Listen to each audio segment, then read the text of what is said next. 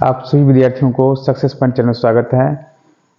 हम SK sir आप सभी विद्यार्थियों को ये सक्सेस पॉइंट में अधिक से अधिक जो बीपीएससी के जितने भी हमारे छात्र, हमारे भाई बहन, हमारे मित्र जो तैयारी कर रहे हैं, तो आप इस वीडियो को अधिक से अधिक विद्यार्थियों में अपने भाई बहन और मित्रों को शेयर करेंगे, जिससे उसे बहुत ही लाभदायक होंगे।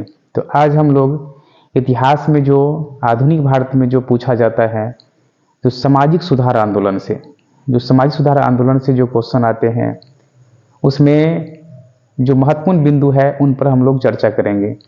तो आज हम इस वीडियो में आपको सामाजिक सुधार आंदोलन से संबंधित हर पॉइंट पर चर्चा करेंगे, जो आपके एग्जाम के लिए सबसे महत्वपूर्ण रहेंगे। यूपीएससी का 3.0 की जो एग्ज़ाम होने जा रही है मार्च में, उसके लिए हम लोग कड़ी से कड़ी मेहनत करेंगे आपके बीच में, और आप लोग भी अधिक से अधिक मेहनत करेंगे, जो आप सभी को सफलता मिलेंगे। चलिए हम लोग न देरी करते हुए आज इस वीडियो की शुरुआत करते हैं। ये आज का सेशन है हम लोग का 19वीं-20वीं शताब्दी में सामाजिक धार्मिक सुधार आंदोलन।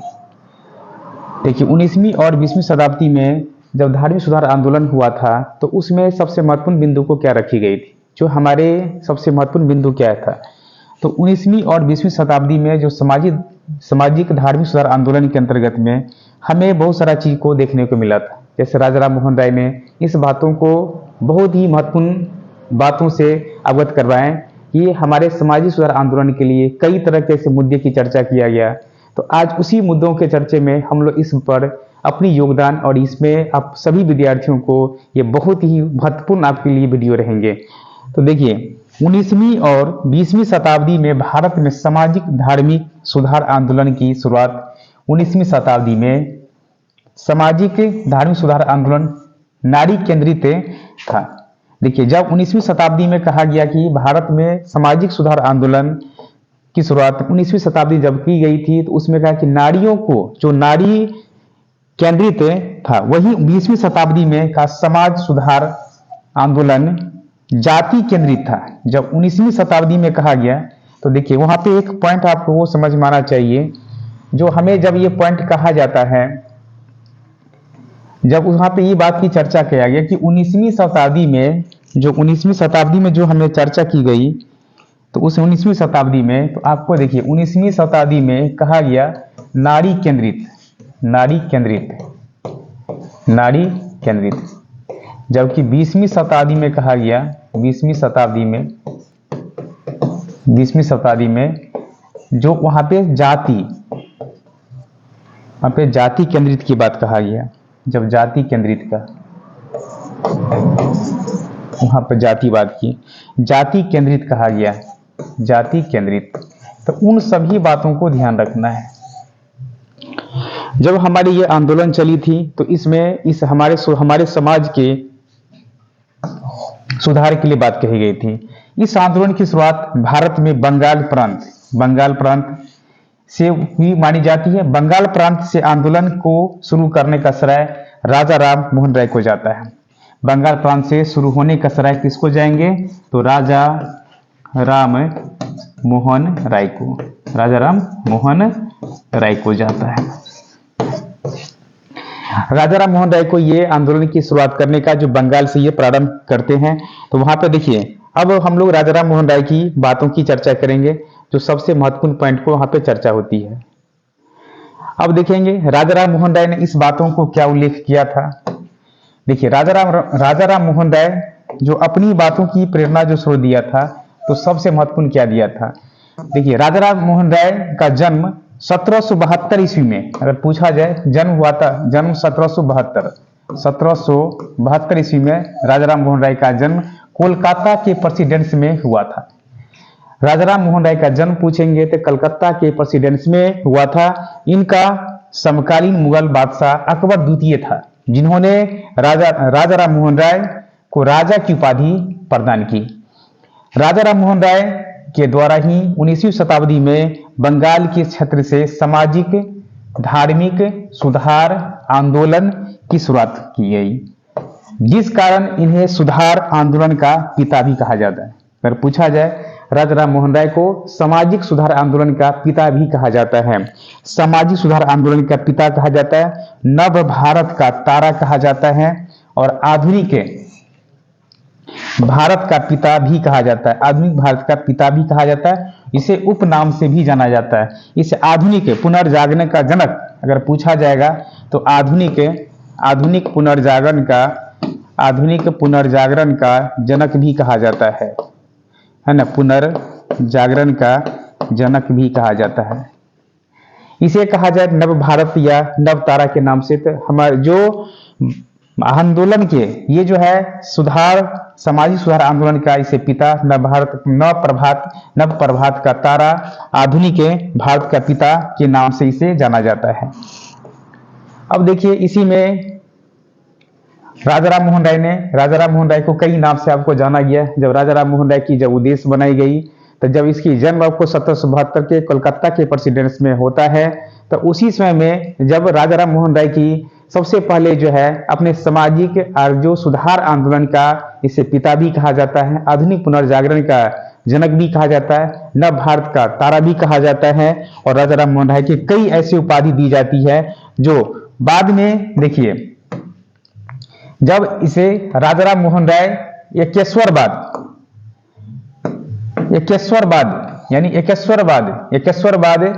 यानी एक ईश्वर की पूजा का पर बल दिया करता था।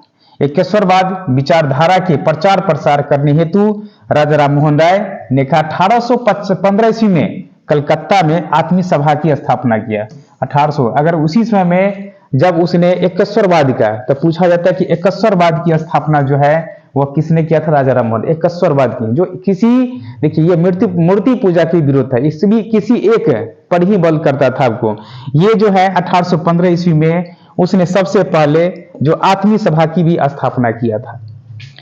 राजाराम मोहन राय मूर्ति पूजा का पूरा विरोध करता था। मूर्ति पूजा जो होते थे, जो हम लोग मूर्ति पूजा जो करते हैं, उनका ये विरोध करते थे। आपको राजाराम मोहन राय विरोध हुआ करता था। उन्होंने 1821 ईस्वी में सती प्रथा के विरोध करने हेतु उसे बंगाल भाषा में संवाद कवि नामक ग्रंथ की रचना किया। जब सती प्रथा की बात का विरोध करने के लिए उसने बंगाल में जब उसने बंगाल में एक संवाद कुमुदी नाम की ग्रंथ लिखा। जब इस विरोध करने लगा, जब उसने 1821 ईस्वी में ये विरोध करने सती प्रथा बंगाल में लिखता है, जो बंगाल में लिखता है, बंगाल में बांग्ला भाषा में लिखता है, बांग्ला भाषा में संवाद कुमुदी नामक ग्रंथ की रचना किया। राजा राम मोहन राय ने 1828 ईस्वी में कलकत्ता में ब्रह्म समाज की स्थापना की। तो 1828 ईस्वी में अगर पूछा जाता है कि ब्रह्म समाज की स्थापना किसने किया था? राजा राम मोहन राय ने किया था। 1828 ईस्वी में किया था आपको। और इसी स्थापना के बाद जब इसके माध्यम से सती प्रथा का विरोध भी यह करने लगा। सती प्रथा का विरोध, जब सती प्रथा की जो विरोध होने लगती है तो कई बातों की ये चर्चा करते हैं। तो उसी पे उसने सबसे पहले कहता है, देखिए इन्हीं के प्रयास से 1829 ईस्वी में लॉर्ड विलियम बेंटिंग जो भारत के प्रथम governor general Lord William Bentinck था, भारत में सती प्रथा को समाप्त किया था लॉर्ड विलियम बेंटिंग जो समाप्त किया। और राजाराम मोहन राय भारतीयों की शिक्षित करने हेतु 1817 में हिंदू कॉलेज की स्थापना किया। कहा कि भारतीयों को शिक्षित किया जाए, उसके लिए 1817 ईस्वी में हिंदू कॉलेज और 1825 ईस्वी में वेदांत कॉलेज की स्थापना की। वह कई ऐसे बातों की चर्चा करने लगा। जब राजाराम मोहन राय अकबर द्वितीय के प्रतिनिधित्व करने के लिए इंग्लैंड गए, जहां 1833 ईस्वी में ब्रिस्टल नामक शहर में इनका निधन हो गया। जब वह इंग्लैंड जाते हैं 1833 ईस्वी में, तो उसमें ब्रिस्टल नामक शहर में इनका निधन हो गया। और राजाराम मोहन राय के निधन के पश्चात ब्रह्म समाज का नेतृत्व देवेंद्र नाथ को दिया जाता है। देवेंद्रनाथ टैगोर को यह संभालता है। जब 1833 ईस्वी में जब इंग्लैंड में जब उसकी मृत्यु हो जाती है, तो उस समय में इनकी जो कार्यभार नेतृत्व जो करता है देवेंद्र नाथ टैगोर ने संभालता है। देवेंद्र नाथ टैगोर ने 1839 ईस्वी में तत्वबोधिनी सभा की स्थापना करता है, तत्वबोधिनी सभा की। तो पूछता है 1839 ईस्वी में तत्वबोधिनी सभा की स्थापना किसने किया था? तो वहां पे याद रखना आपको, देवेंद्रनाथ टैगोर ने किया था। इस प्रचार प्रसार हेतु उसने बोधिन नामक पत्रिका के भी संपादन किया। जब बोधिन नामक यह समझो एक पत्रिका के भी प्रकाशन देवेंद्रनाथ टैगोर ने किया था। अब देखिए इसी बातों की जब चर्चा करने लगा तो इसके बाद उसने कहा कि कई दिनों ब्रह्म समाज के 2 बार विरोध विभाजन हुआ। कहा कि इसका 2 बार विभाजन हुआ। अब कहा कि 2 बार जो विभाजन हुआ ब्रह्म समाज में, पहली बार विभाजन 1866 ईस्वी में हुआ और ब्रह्म समाज से अलग आदि ब्रह्म समाज की स्थापना हुई, जिसके संस्थापक केशव चंद्र सेन को माना जाता है। जब इसे विभाजन हुआ तब उस समय में जब 1866 में जब ब्रह्म समाज की जब स्थापना की गई, दूसरी बार जो इसे विभाजन किया गया उसकी 1866 में जब इसके स्थापन करने वाला केशव चंद्र सेन को जाता है। ब्रह्म समाज में दूसरी बार विभाजन 1878 ईस्वी में हुआ और तत्पश्चात साधारण ब्राह्मण समाज अस्तित्व में आया। इसके संस्थापक आनंद मोहन बोस को माना जाता है। जब हमारा ब्रह्म समाज जब आपको इस संबंधित इस बातों की जब आ जाती है तो उस उद्देश्य की प्रेरणाओं के सोचने के लिए आनंद मोहन बोस को यह चीज माना जाता है। राजा राम मोहन राय ने फारसी भाषा में मिराद उल अखबार एवं तोहफात उल मुहावदीन ग्रंथ की रचना करती है। वो किस भाषा में? तो मिराद ने सबसे पहले बातों का किस भाषा में? तो यह फारसी भाषा में चर्चा करता है। तो ये आपने पढ़े कि जो राजा राम मोहन राय ने कई बातों के उद्देश्य की चर्चा किया। तो जब आप इस बिंदु पर फोकस अधिक से अधिक करेंगे तो आपको लगे कि ये सबसे महत्वपूर्ण पॉइंट है हमारे एग्जाम की दृष्टि से। जो बीपीएससी जो थर्ड होने जा रही है 3.0, उसके लिए सबसे बड़ा योगदान है। ये क्लास 6 to 8 के लिए भी आपको फायदा करेंगे, 9-10 के लिए भी करेंगे, 11-12 के लिए भी ये फायदा करेंगे। पूर्ण रूप से एनसीईआरटी हम आपको पढ़ा रहे हैं। अब देखिए अगली पॉइंट है, ध्यान दीजिएगा। अब है नेक्स्ट पॉइंट, थियोसोफिकल सोसाइटी के बारे में ध्यान दीजिए। देखिए इसकी स्थापना सोसाइटी की संस्थापक 1875 ईस्वी में न्यूयॉर्क में मैडम ब्लास्मिस्की और कर्नल अल्काट ने किया। इसका मुख्यालय पूछेंगे 1882 ईस्वी में मद्रास के अडियारा को बनाया गया। श्रीमती एनी बेसेंट 1889 ईस्वी में इंग्लैंड गई थी। तो ये पूछा जाए श्रीमती एनी बेसेंट जो है वह कांग्रेस के अध्यक्ष भी रह चुकी है और पूछा जाए कांग्रेस का अध्यक्ष भी है। इसकी स्थापना जो हुआ था इंडियन सोसाइटी का मैडम ब्लावत्स्की ने इस बात की चर्चा किया था और कर्नल ओलकाट ने किया था। और इसकी मुख्यालय अगर पूछा जाए 1882 ईस्वी में कहाँ थी तो मद्रास के अडियारा में बनाया गया था। और श्रीमती एनी बेसेंट 1839 ईस्वी में इंग्लैंड गई थी। इतना चीज याद रखना है। अब देखिए थियोसोफिकल सोसाइटी की सदस्य बनी, इसका पूछा जाए अगर सदस्य कौन बना तो पूछे इनकी जो सदस्य बनाई गई आपको श्रीमती एनी बेसेंट को बनाया गया। अगर सदस्य अगर पूछा जाए ये किसको बनाया गया तो पूछ दिया जाए तो ये एनी बेसेंट को बनाया गया। सदस्य पूछा जाए एनी बेसेंट को 1893 ईस्वी में भारत आई और उन्होंने ही भारत में थियोसोफिकल सोसाइटी को लोकप्रिय बनाई। जब इस बात की लोकप्रिय बनाने लगी तो वो कई मुद्दों की चर्चा करने, जब इस बातों की एनी बेसेंट जब यह इंडिया 1893 में आती है तो श्रीमती एनी बेसेंट 1898 में सेंट्रल हिंदू कॉलेज की स्थापना की। सेंट्रल हिंदू कॉलेज की स्थापना 1898 ईस्वी में करते हैं। यही कॉलेज 1916 ईस्वी में बनारस हिंदू विश्वविद्यालय के नाम से जाना जाता है, जो बीएचयू जिसको कहते हैं 1916 में, और जिसका संस्थापक मदन मोहन मालवीय, जिसको मरणोपरांत भी आपको भारत रत्न दिया गया था। हाल ही में दिनों में 2015 में अटल बिहारी वाजपेयी, अगर पूछा जाए अटल बिहारी वाजपेयी और मरणोपरांत इसको और मदन मोहन मालवीय को भारत रत्न से पुरस्कारित किया गया था। ये दोनों को भारत रत्न से आपको पुरस्कारित किया गया, तो इस चीज को ध्यान रखना है। अब देखिए श्रीमती एनी बेसेंट 1916 ईस्वी जब मद्रास में जब श्रीमती एनी बेसेंट ने इस बात की चर्चा किया तो होम रूलिंग आंदोलन, तो 1916 में तिलक और एनी बेसेंट ने एक आंदोलन चलता होम रूल आंदोलन, 19 में तिलक और एनी बेसेंट ने इसकी चर्चा करती है।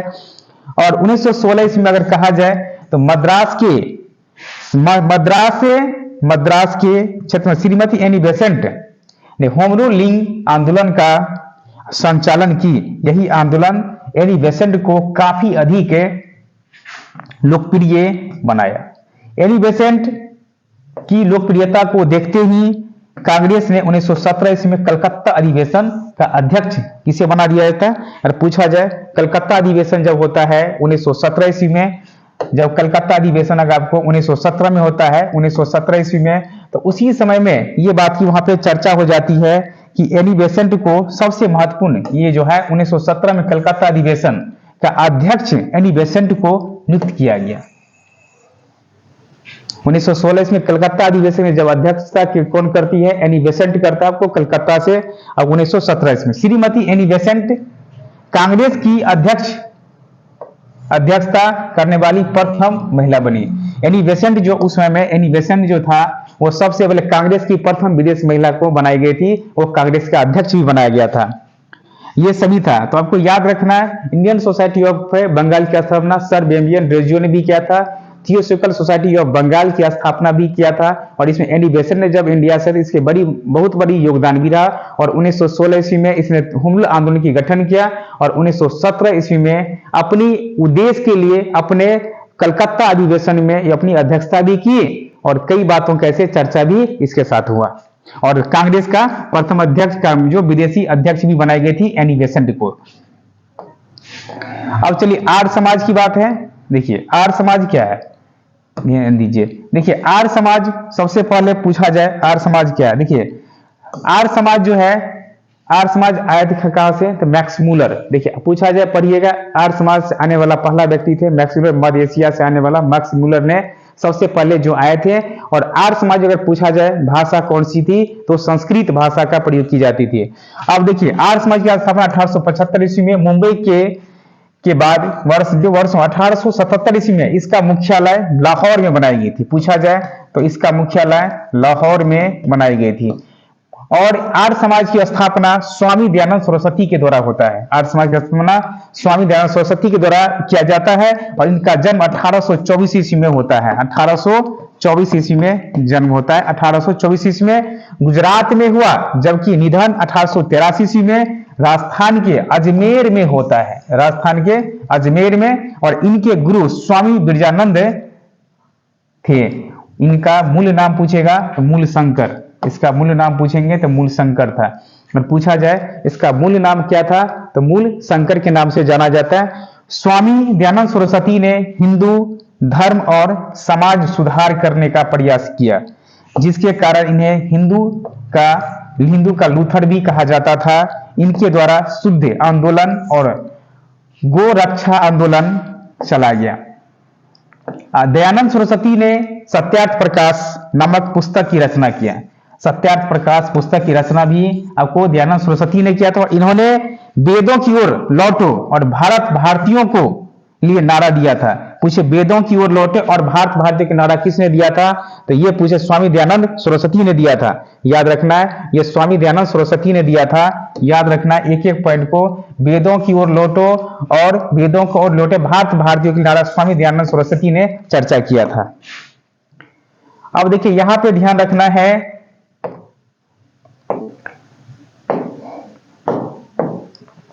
स्वामी दयानंद सरस्वती प्रथम समाज सुधारक थे जिन्होंने शूद्रक एवं स्त्री को वेद पढ़ने और शिक्षा ग्रहण करने की अनुमति दी। स्वामी दयानंद सरस्वती ने ही पहली बार स्वराज शब्द का प्रयोग किया। स्वामी दयानंद सरस्वती ने पहली बार स्वराज शब्द का प्रयोग किया और हिंदी भाषा को राष्ट्रभाषा के रूप में स्वीकार किया। हिंदी भाषा को राष्ट्रभाषा के रूप में भी स्वीकार किया गया। दयानंद सरस्वती का सहयोगी लाल हंसराज ने 1886 ईस्वी में लाहौर में दयानंद एंग्लो वैदिक कॉलेज की स्थापना किया। कालांतर में दयानंद सरस्वती के ही सहयोगी स्वामी सरदानंद ने हरिद्वार में 1920 ईस्वी में गुरुकुल कांगरी विद्यालय का निर्माण किया। पिछली बार पूछा था, सबसे पहले स्वामी सरदानंद के बारे में क्वेश्चन आया था। ये बीपीएससी में क्वेश्चन पूछा गया है 1.0 में, आपको क्वेश्चन आ चुका है शिक्षक वाला एग्जाम में, शिक्षक भर्ती 2023 में आपको क्वेश्चन आ गया है। अब हम लोग चलेंगे स्वामी विवेकानंद। देखिए, स्वामी विवेकानंद का गुरु रामकृष्ण परमहंस थे। इस बातों की चर्चा आप लोग के पास। इसके जन्म दिवस पर राष्ट्रीय युवा दिवस भी मनाई जाती है। और देखिए, चलिए इन बातों को ध्यान रखेंगे। अब देखिए, इस बातों को ध्यान रखते हुए हम लोग इसका निर्णय लेंगे। स्वामी विवेकानंद और रामकृष्ण मिशन। स्वामी विवेकानंद का जन्म 12 जनवरी 1863 को हुआ। इसी के जन्म दिवस पर ही राष्ट्रीय युवा दिवस मनाई जाती है। कलकत्ता प्रेसिडेंस में हुआ था। इनके जन्म दिवस पर 12 जनवरी को प्रतिवर्ष राष्ट्रीय युवा दिवस के रूप में मनाई जाती है, के रूप में मनाया जाता है। इनके बचपन का नाम नरेंद्र नाथ थे, नरेंद्र नाथ दत्त था। इनके पिता विश्वनाथ दत्त था, जबकि माता का नाम भुवनेश्वरी देवी था। भुवनेश्वरी देवी, माता का नाम पूछेंगे भुवनेश्वरी देवी, पिता का नाम विश्वनाथ दत्त, जबकि बचपन का नाम पूछेंगे नरेंद्र नाथ दत्त थे। इनके गुरु रामकृष्ण परमहंस थे। इनके गुरु अगर पूछेंगे कौन थे, रामकृष्ण परमहंस थे, जिन्हें गद्दाधर चट्टोपाध्याय के नाम से भी जाना जाता था। शारदा मणि रामकृष्ण परमहंस की पत्नी थी। अगर पूछा जाए, शारदा मणि रामकृष्ण परमहंस की पत्नी थी। अब देखिए, जब स्वामी विवेकानंद ने जब आपको सबसे पहले जो है धर्म सम्मेलन के लिए अमेरिका जाते हैं, धर्म सम्मेलन के अमेरिका जब जाते हैं शिकागो 1893 ईस्वी में, तो उसी बातों को हम लोग डिस्कस करते हैं। देखिए, जब इस बातों को आप प्रेरित करेंगे तो 1893 ईस्वी में अमेरिका के शिकागो शहर में प्रथम विश्व धर्म सम्मेलन का आयोजन किया जा रहा था। जब अमेरिका में जब इस बातों की चर्चा होने लगी तो वहां पे स्वामी विवेकानंद ने कहा कि हमें 2 शब्द बोलने का मौका दिया जाए। जब उसे 2 शब्द शिकागो में जब 1893 में जब धर्म सम्मेलन जो हो रही थी, उसमें 2 शब्द बोलने के लिए कहा गया। इसे जब 2 शब्द की अगर जब मौका दिया गया तो उसी 2 शब्द से पूरे वहां के शिकागो और वहां के जो अमेरिका वासियों ने सोचा कि यहाँ पे पता नहीं 2 मिनट की वजह से 2 घंटे कितने समय तक दिए वो भी आपको पता नहीं। ये ऐसे आपको दिए कि वहां के आदमियों को अपनी वाणी के द्वारा सिर्फ अपनी ओर आकर्षित कर लेता है। उसके पास ऐसा अपनी गॉड गिफ्टेड था। ये समझिए कि अब राष्ट्रीय युवा दिवस के रूप में इसके जन्म जो होता है, जन्म राष्ट्रीय युवा दिवस के रूप में ही मनाया जाता है। तो इसका जो विश्व में धर्म सम्मेलन किया था 1893 ईस्वी में अमेरिका के शिकागो में प्रथम धर्म सम्मेलन हुआ था, उसमें यह भाग लिया था। इस सम्मेलन में भारत की तरफ से प्रतिनिधित्व स्वामी विवेकानंद ने किया था। भारत की तरफ से वहां स्वामी विवेकानंद ने वहां प्रतिनिधित्व किया। इसी सम्मेलन में भाग लेने के लिए नरेंद्र नाथ दत्त जब अमेरिका जाने वाले थे तो उनका नाम बदलकर महाराज खेतरी रख दिया गया। जब अमेरिका जाने वाले थे तो उसका नाम रख दिया गया महाराज खेतरी। जब स्वामी विवेकानंद ने जब आपको अमेरिका जाने वाले थे तो उसमें नाम बदल के रख दिया महाराजा खेतरी, और राजधानी ने स्वामी विवेकानंद रखा था। इसी सम्मेलन को संबोधित करते हुए स्वामी विवेकानंद ने विश्व के सभी धर्मों में एकता स्थापित करने का श्रेय दिया गया।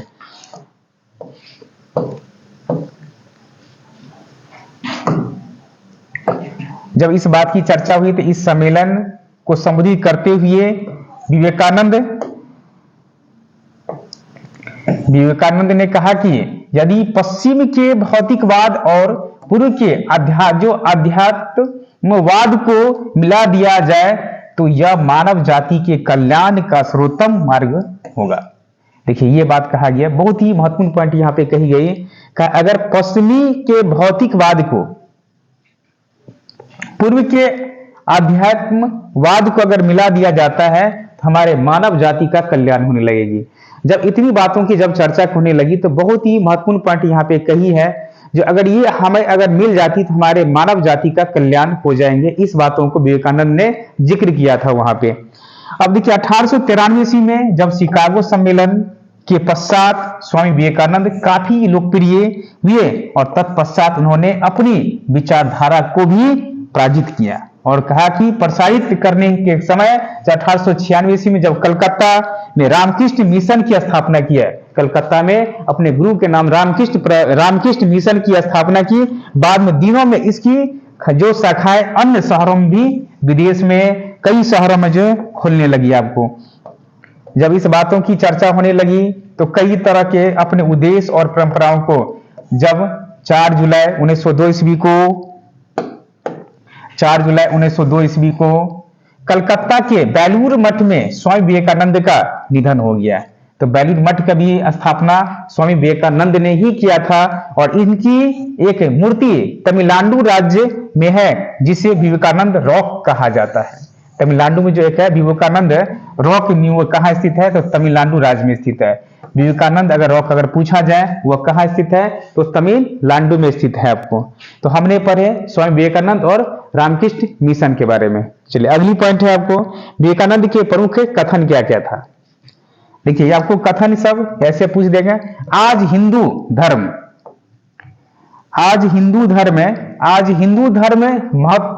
मत छुआवाद बन गया है, ये बात की चर्चा किया। हमारे धर्म रसोई घर में है, हमारे भगवान खाना बनाने के बर्तनों में है, इस बात की भी चर्चा किया था।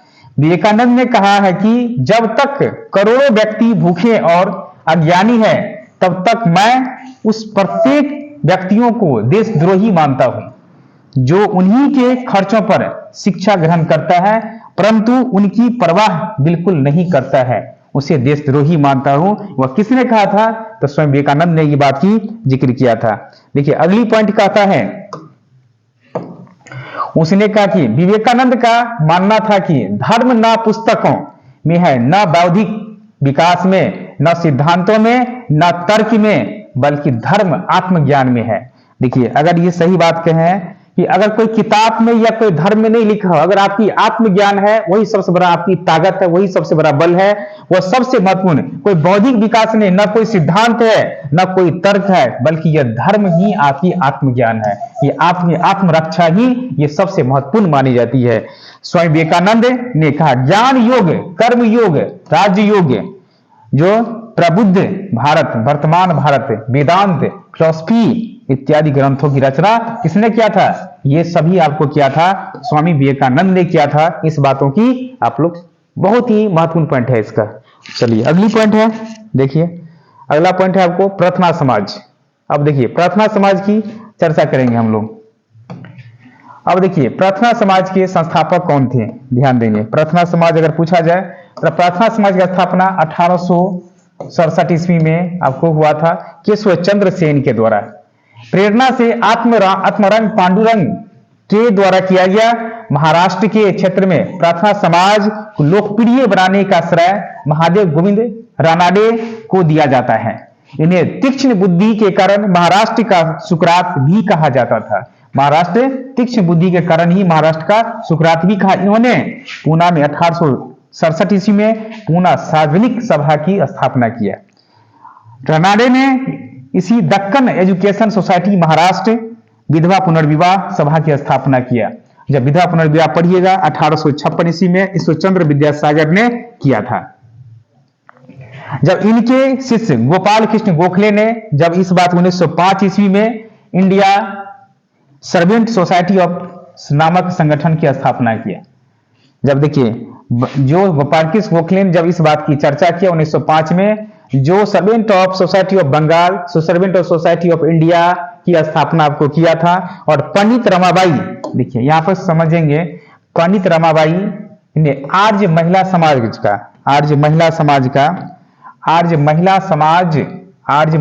के बारे में चर्चा की है। पंडित रमाबाई ने आर्य महिला समाज और सादा सदन नामक संगठन की स्थापना किया। किसने? पंडित रमाबाई ने किया था। यंग बंगाल आंदोलन पूछेंगे तो इस आंदोलन की शुरुआत 1826 ईस्वी में डेमियन ड्रेजियो के द्वारा किया गया। और क्या यह बंगाली थी। इनके ऊपर फ्रांसीसी क्रांति 1789 ईस्वी का सर्वाधिक प्रभाव पड़ा था। 1789 में जब फ्रांसीसी क्रांति हुआ था सबसे ज्यादा जो प्रभावित किया गया था। आधुनिक भारत का प्रथम राष्ट्रवादी कवि भी कहा जाता था आपको। सुरेंद्रनाथ बनर्जी ने बेबियन रेजियो को हमारी सभ्यता का पिता और हमारी सभ्यता का अग्रदूत कहकर पुकारा है। युवा बंगाल आंदोलन का मुख्य उद्देश्य हमें दिया गया। देखिए जो मुख्य उद्देश्य दिया गया उसमें कौन कौन दिया था, ध्यान दीजिए। प्रेस की स्वतंत्रता के बारे में बताई गई, जो प्रेस की स्वतंत्रता है उसके बारे में बताई गई। जमींदारों से किसानों की रक्षा की गई। उच्च पदों पर भारतीयों को शामिल किया जाना चाहिए। इस सभी बातों की चर्चा कौन किया गया, आपको यह सभी आपको इस बातों की चर्चा करने के बाद हमारी एक सबसे महत्वपूर्ण पॉइंट बन जाती है। तो यह आगे की पॉइंट अब चलें। अब देखिए जैसे इसमें दलित समाज सुधार, ध्यान दीजिएगा, जो दलित समाज सुधार की बात कहा गया कि दलित समाज के लिए क्या क्या बात आती है। अब देखिए दलित समाज के लिए सबसे महत्वपूर्ण पॉइंट को ध्यान दीजिए। दलित समाज के बारे में देखिए उसमें कहा दलित समाज सुधार आंदोलन में इसमें ज्योतिबा फुले ने इस समाज पे बहुत ही चर्चा की आपको, जो उसमें निम्न कैटेगरी के लोगों को, जो डॉक्टर भीमराव अंबेडकर जो हमारे संविधान जो लिखे थे उसको जो निम्न स्तर से लोग देखा जाता था, लेकिन आज जिनके पास अगर शिक्षा का बल है वो सबसे उच्च है। इसीलिए आप जिनके पास अगर शिक्षा का ज्ञान है, अगर आप एक दूसरे से ज्ञान को अवलोकन कर रहे हैं तो उनसे बड़ी ताकत और किसी के पास नहीं है। तो इसीलिए किसी को कमजोर कोई मत समझिए, क्योंकि अपने आप में जब उनके पास शिक्षा अगर अध्ययन करेंगे जो है वो ताकत उसके पास में पहुंचेंगे। तो इसीलिए शिक्षा बहुत ही मजबूत चीज होते हैं। अब देखिए ज्योतिबा फुले दलित समाज में समाज सुधार आंदोलन का चलाने हेतु 1873 ईस्वी में ज्योतिबा फुले ने सत्य शोधक समाज की स्थापना किया। ये किसके लिए, जो दलित समाज को सुधारने के लिए ज्योतिबा फुले ने जो अपने समाज सुधारने के लिए सत्य शोधक समाज की स्थापना करती है। और कहता है उन्होंने दलित जाति के उन्होंने लोगों को पाखंडी ब्राह्मणों से बचने की सलाह दिया गया। उन्होंने नारी शिक्षा को प्रोत्साहित करने हेतु सर्वप्रथम 1851 ईस्वी में बालिका विद्यालय की स्थापना करवाया। ज्योतिबा फुले अपनी विचारधाराओं को जो प्राचीर और प्रसारित करने हेतु गुलामगिरी नामक ग्रंथ की रचना किया। बहुत ही बड़ी बात कही गई, क्योंकि जो हमारे समाज में जो कुछ उच्च कैटेगरी के जो लोग होते हैं तो वो निम्न कैटेगरी को आपको निम्न स्तर से देखने का कोशिश करते हैं। तो हमें अगर आप पढ़िए लिखिए और अपने बच्चों को इतना पढ़ाइए कि कम से कम एक अच्छा हासिल कर ले, अपनी पद को हासिल कर ले। जो अगर आपके पास कुछ नहीं है, अगर शिक्षा है तो उनसे बड़ा धन आपके पास में कुछ नहीं, उनसे बड़ी धन और कुछ नहीं है। अगर आप शिक्षा आज के दिन में सबसे बड़ी ताकत होती है। जिनके पास शिक्षा है वो कभी भूखे नहीं मर सकता है। इसीलिए हर बच्चों को पढ़ाइए, उनको आगे बढ़ाइए। आप खाइए न, लेकिन शिक्षा को हासिल करने के लिए आपके जुनून होना चाहिए, जज्बा होना चाहिए। आज जिनके पास शिक्षा है देखिए कहां से, आज डॉक्टर भीमराव अंबेडकर का जो उनके पास आज छोटे से निम्न से वहां से आज पूरे संविधान को लिख दिया है। तो ये हमारे देश का एक कर्तव्य मूल्यवान है और ये हमारी धार्मिक प्रवृत्ति और हमारे समाज और कल्याण का एक उद्देश्य बनाती है। तो सभी विद्यार्थी आप शिक्षा में जितना अध्ययन करेंगे आपकी वही ताकत है। तो ताकत को आजमाइए, शिक्षा को आगे बढ़ाइए। तो यही बात है। तो यहां पर ध्यान रखेंगे तो गुलामगिरी नामक ग्रंथ की रचना आपको किया था। तो ये आपने समझे ज्योतिबा फुले ने सबसे पहले आपको सत्य शोधक समाज यानी दलित समाजों को सुधारने के लिए सत्य शोधक समाज की स्थापना आपको करता है, ज्योतिबा फुले करता है आपको। अब देखिए अगला हेडिंग है आत्मसम्मान आंदोलन। देखिए आत्मसम्मान आंदोलन की बात कहा गया। आत्मसम्मान आंदोलन के बाद ध्यान रखेंगे इसमें आत्मसम्मान आंदोलन के इस आंदोलन को चलाने का श्रेय श्री रामास्वामी नयनकर और पेरियार को जाता है। इन्होंने रामायण की रचना तमिल भाषा में किया था। अगर पूछ दिया जाए रामायण की रचना तमिल भाषा में की थी, जिसे सच्ची रामायण कहा जाता है। इस आंदोलन के माध्यम से निम्न जाति के लोग को पाखंडी ब्राह्मणों से बचकर रहने को कहा गया। यह बात भी कौन कहा था, आत्मसम्मान आंदोलन में कहा कि वो सबसे पहले जो है वो तमिल भाषा में भी आपको रामायण को लिख दिया था। अगला है बैकोम सत्याग्रह। देखिए बैकोम सत्याग्रह क्या है, ध्यान देंगे सभी को। बैकोम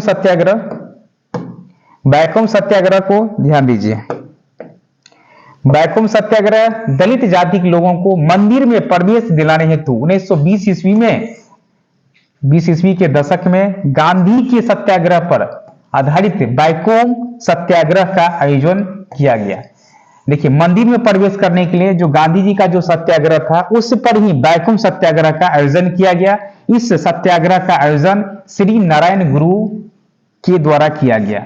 मार्च 1925 ईस्वी में गांधी के मध्यस्थ में जो त्रावणकोर की महारानी से मंदिर में प्रवेश के बारे में आंदोलनकारियों से समझौता भी हुआ, जब कहा इसे निम्न जातियों को लोगों को मंदिर जाने से कहा इनकार करने लगा। इनके लिए वहां जो है सबसे पहले त्रावणकोर की महारानी से भी वो मंदिर के प्रवेश करने से भी इसके आंदोलनकारियों का समझौता भी किया गया।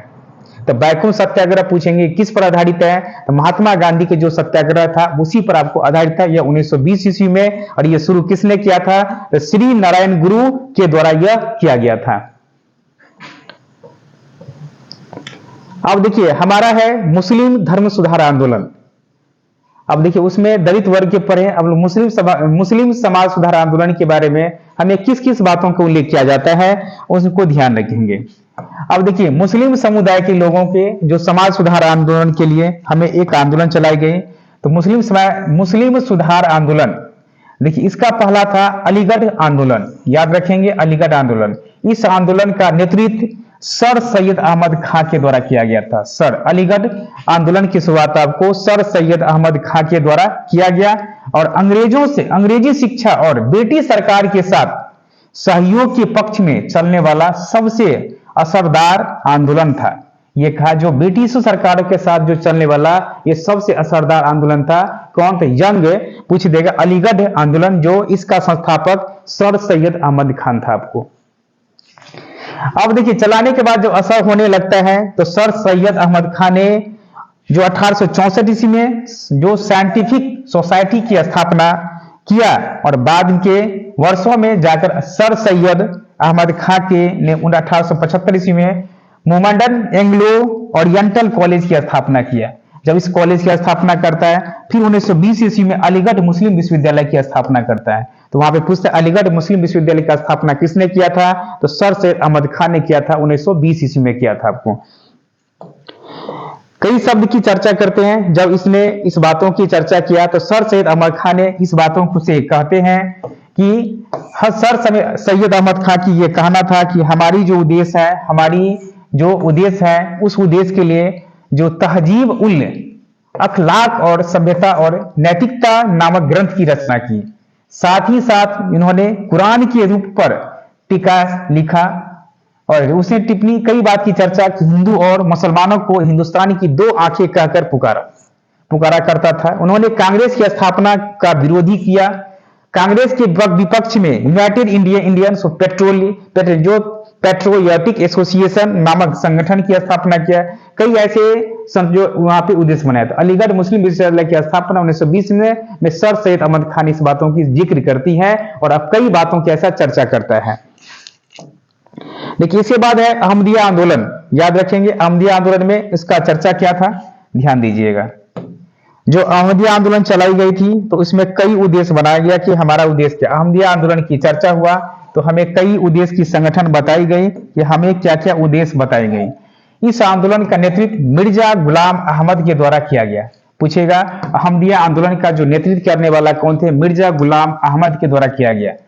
यह खुद को जो हजरत मोहम्मद के बाद दूसरा पैगंबर और कृष्ण का अवतार बताया। उन्होंने बहरीन ए अहमदिया नामक ग्रंथ की रचना किया। बहरीन अहमदिया नामक ग्रंथ की भी रचना करता है।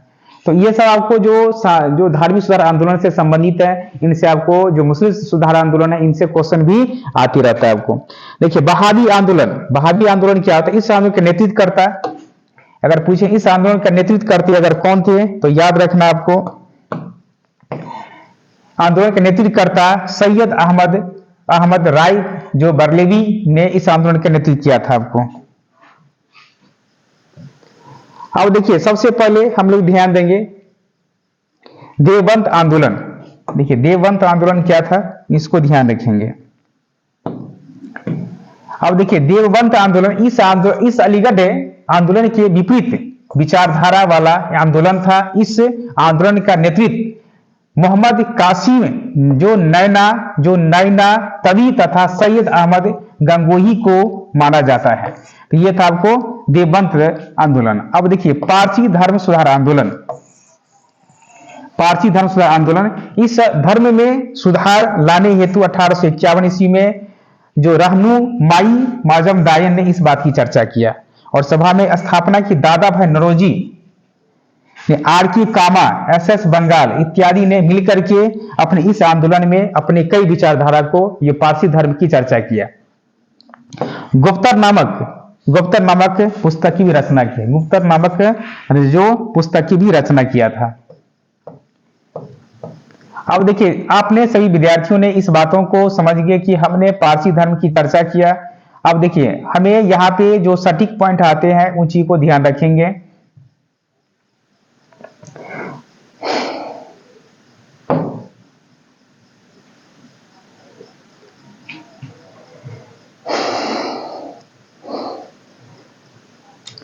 अब देखिए जो हम लोग बार बार इस चीज को ध्यान आपको देना है कि हमें कौन कौन से बिंदु पर। तो देखिए अभी हमारा बीपीएससी की बैच चलती है आपको 3.0 का, यानी थर्ड बीपीएससी थर्ड का आपको पेपर होने जा रही है। तो जो विद्यार्थी अभी तक आपको क्लास नहीं अटेंड किए तो 10:30 बजे से 3 बजे तक आपको क्लास चलती है। तो जो विद्यार्थी अभी तक इस टेस्ट में अभी तक भाग नहीं, आपको ये क्लास में अभी तक ज्वाइन नहीं किए हैं तो अब ज्वाइन कर लेंगे। ये आपको जितने भी वीडियो में आपको जितनी चीज बताई गई है, जो ये हमारे इतिहास का आधुनिक भारत में जो सामाजिक जो 19वीं 20वीं सुधार जो सामाजिक आर्थिक सुधार आंदोलन के बारे में चर्चा की गई है। तो जब आपने इस बातों की चर्चा करेंगे तो कई आपको उद्देश्य बन जाए कि हमारी प्रेरणा का स्रोत क्या बिंदु बनती है। जब इस बातों को जिक्र करते हैं तो कई ऐसे उद्देश्य बनना चाहिए जो हमारी उद्देश्य की प्रेरणा का एक स्रोत बनती है। जब आप उस बातों की चर्चा करेंगे तो कई उद्देश्य बनता है जो हम अपने उद्देश्य के जिक्र के साथ में वो अपने, तो ये आपको याद रखना है कि जब हम लोग कोई बात की चर्चा करते हैं तो वहां पे सबसे सटीक बात को ध्यान रखना है। तो देखिए सभी विद्यार्थियों कहेंगे कि जो बीपीएससी की जो बैच स्टार्ट है तो सभी कोई अपना क्लास ज्वाइन कर लेंगे। जो बीपीएससी में टाइम कम है, आपको फरवरी में विज्ञापन आ जाएंगे और मार्च में एग्जाम हो जाएगा। आपको मार्च में एग्जाम हो जाएंगे। आप सभी विद्यार्थियों कहेंगे, सभी हमारे भाई बहन मित्रगण जो भी हैं, आप कहीं भी हैं तो आप सेल्फ स्टडी ज्यादा करें। आप कम से कम एक जो सेट प्रैक्टिस जरूर करें। सेट प्रैक्टिस करेंगे, सेट लगाएंगे जरूर। कम से कम 100 क्वेश्चन आपको जीएस का आप लगाइए, कम से कम 20 क्वेश्चन आप मैथ का लगाइए, 20 क्वेश्चन आप रीजनिंग का लगाइए, 20 क्वेश्चन आप रीजनिंग का लगाइए और 10 क्वेश्चन करंट का लगाइए। आप देखिए इन सभी तमाम चीजों को आप रिवीजन करते रहें। कम से कम आप 6 घंटा 7 घंटा आप सेल्फ स्टडी करें। मेहनत अधिक से अधिक करना है जिससे आपकी तैयारी बेहतर बनाई जाएगी। अधिक से अधिक आप तैयारी करेंगे तो उसमें आपको बेहतर बनाई जाएगी। उनके लिए आपको योगदान भी रहेंगे। जैसे आप तैयारी करना चाहेंगे आप वैसे तैयारी कर सकते हैं। आप निरंतर प्रयास करिए, आपकी तैयारी निश्चित ही अच्छा होगा। आप सभी विद्यार्थियों का रिजल्ट बेहतर आना चाहिए। जो देखिए जितने भी हमारे छात्रगण हैं तो अभी तक जो क्लास अभी तक ज्वाइन नहीं किए हैं तो आज आकर क्लास ज्वाइन कर लें। बहुत ही कम समय बचा हुआ है। इस कम समय में आपको टेस्ट सीरीज भी रेगुलर टेस्ट है। कल से आपको 2 बजे से 3 बजे तक प्रत्येक दिन आपको टेस्ट ली जाएगी। प्रत्येक रेगुलर टेस्ट है। तो सभी विद्यार्थी कहीं भी अगर भटक रहे हैं तो एक बार आप सक्सेस पॉइंट पर आकर देखिए आपको पढ़ने का स्टाइल और जो कैसा है, किस तरह से आप पढ़ सकते हैं। यहाँ पे रटाया नहीं जाता है। आपको कोचिंग का मतलब कि आपको समझाया जाता है। पढ़ना तो किताब लेकर भी घर में पढ़ लीजिएगा, लेकिन यहाँ पे सिर्फ आपको कंसेप्ट यानी आपको समझाया जाता है कि क्वेश्चन कैसे आती है, क्वेश्चन कैसे कैसे पूछा जाता है।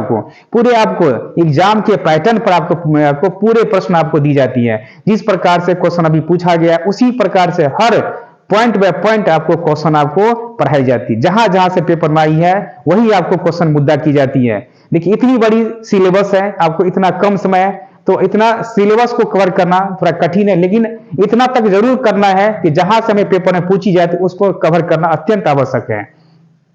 तो सभी विद्यार्थी इस वीडियो को अधिक से अधिक विद्यार्थियों में शेयर करेंगे और अपने भाई बहन मित्रों के पास में तो हम लोग कल से स्टार्टिंग करेंगे आपको भारतीय राष्ट्रीय कांग्रेस आंदोलन, जो हमारे जो कल से जो हमारा जो चलेंगे, तो भारतीय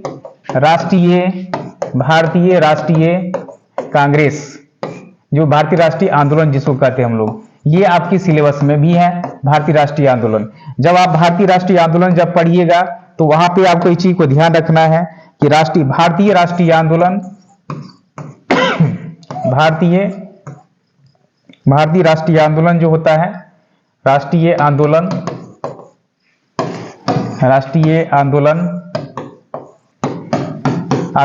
देखिए, ये जो आपको पढ़ना है 1885 से लेकर के और 1947 तक, ये आपको पढ़ना है। तो ये चीज आपको पढ़ना है। तो वहां पे देखिए हम लोग पढ़ेंगे 1885 से ये जो है हमारे 1 to 5 के सिलेबस में है। ये आपको एनसीईआरटी से भी रहता है, तो इस चीज को ध्यान रखना है। जब 1885 की जब आप पढ़िएगा तो कई ऐसे संकेत आपको मिल जाएंगे कि हमें 1885, देखिए उस समय में कांग्रेस पूछा जाए, कांग्रेस की स्थापना होती है, कांग्रेस भारतीय राष्ट्रीय कांग्रेस की। तो भारतीय राष्ट्रीय कांग्रेस की स्थापना पूछेंगे तो 28 दिसंबर 1885 ईस्वी को होता है। यही सब आपको कल पढ़ाई जाएगी। जो आपका जो भारतीय राष्ट्रीय कांग्रेस, भारतीय राष्ट्रीय आंदोलन का नाम क्यों पड़ा था, उसमें ब्रिटिश प्रांत कौन था, हमारे किसान थे, हमारे किसान राजनीतिक थे, आर्थिक थे, यह सभी जो उनमें मिल करके हमारे ये आंदोलन की एक छवि, उसमें हमारी भूमिका था। इसमें आपको उड़ीसा था, पंजाब था, सिंध था, पश्चिमी क्षेत्र थे, आपको सिंध थे, आपको असम थे, उड़ीसा थे और मध्य प्रांत का क्षेत्र, ये सभी हमारे कुल 11 प्रांत इसमें जो शामिल था। तो जिन प्रांतों के साथ में आपने उस चीजों को, इसमें अधिवेशन पढ़ेंगे, संगठन पढ़ेंगे, हमारी पृष्ठभूमि क्या थी, इन सभी मुद्दों की चर्चा हम लोग इस वीडियो में आपको एक एक करके आपको रेगुलर, आपको प्रत्येक दिन आपको एक एक नए आपको वीडियो लेकर आएंगे जो आपके लिए होगा। जैसे हम लोग इसके लिए पढ़ेंगे 1857 की वीडियो जैसे पढ़े थे, उसे 28 दिसंबर 1885 कांग्रेस की स्थापना होती है। और ये पूछ लेंगे किसने किया था, तो पूछेंगे ए.ओ. होम ने किया था। आपको ए.ओ. होम ने किया था कांग्रेस की स्थापना। अगर पूछ दिया जाए कांग्रेस की स्थापना किसने किया था, ए.ओ. होम ने किया था। जब पूछा जाएगा कि कांग्रेस का, जब कांग्रेस का नाम, कांग्रेस का जो भारतीय संघ का नाम बदल के क्या किया था, भारतीय राष्ट्रीय आंदोलन, या किसने किया था, आपसे अगर पूछ दिया जाए भारतीय राष्ट्रीय आंदोलन नाम किसने किया था, तो ये दादा भाई नौरोजी, याद रखना है, दादा भाई नौरोजी ने इस बात की चर्चा किया था। अब देखिए सबसे पहले स्वराज के सबसे पहले इस बात को एक एक पॉइंट को आपको पढ़ाया जाएगा कि कांग्रेस ए.ओ. होम ने यह स्थापना किया था। याद रखना, ए.ओ. होम ने इस बात की चर्चा किया। और ये कहाँ के थे, स्कॉटलैंड का था। ये पूछेंगे, ये स्कॉटलैंड का व्यक्ति थे, स्कॉटलैंड का निवासी थे। हर्मिट ऑफ शिमला भी कहा जाता है इसे, हर्मिट ऑफ शिमला भी कहा जाता है इसे। भारतीय राष्ट्रीय कांग्रेस का जनक भी कहा जाएगा, भारतीय राष्ट्रीय कांग्रेस का जनक भी कहा जाता है, भारतीय राष्ट्रीय कांग्रेस का जनक भी कहा जाता है। और इसकी जो हुआ था, पर पूछ दिया जाए कि इसकी स्थापना कब हुआ था, तो इस बातों की भी चर्चा रखना है कि हमें कब हुआ था, किस साल, अगर पूछा जाए तो आपको ध्यान रखना है। तो पूछेगा मुंबई का, अगर पूछ दिया जाए मुंबई का अगर हुआ था, तो मुंबई कहाँ पे, गोकुल दास तेजपाल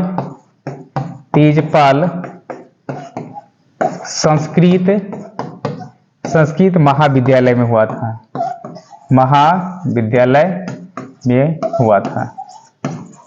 इन सभी प्रांतों को हमें पढ़ना है। ये सही विद्यार्थियों, इस चीज को हम लोग कल पूरे आपको एक एक पॉइंट आपको दिमाग में सेट कर देंगे। पढ़िएगा तो लेकिन हमें सीधे दिमाग में सेट होगी, आपको एकदम सेट कर लेना है। एग्जाम को सीधे आपको एक एक क्वेश्चन को लेके हमें एकदम इजी से इजी क्वेश्चन करना है। लगे कि हम पूरे एक एक क्वेश्चन पढ़ा, पूरे कंसेप्ट क्लियर है, और कंसेप्ट क्लियर करते हुए हम लोग पूरे इतिहास को पूरा एकदम उड़ा के देना है। तो आइए सक्सेस पॉइंट में आपको जल्द आपको दिखाते हैं कि यहाँ का बीपीएससी का रिजल्ट कैसा मिलता है। आप एक बार क्लास में जुड़ कर देखिए, आपकी देखिए एकदम लगे कि हम एक पढ़ रहे हैं, एकदम दिमाग में पूरे आपको सेट कर जाएगा। आज यहीं तक। आप सभी विद्यार्थियों के लिए शुभ रात्रि। सभी विद्यार्थियों के लिए अपना अपना तैयारी में लगे रहें, जो आपकी रिजल्ट बेहतर हो जाए। जय हिंद, जय भारत।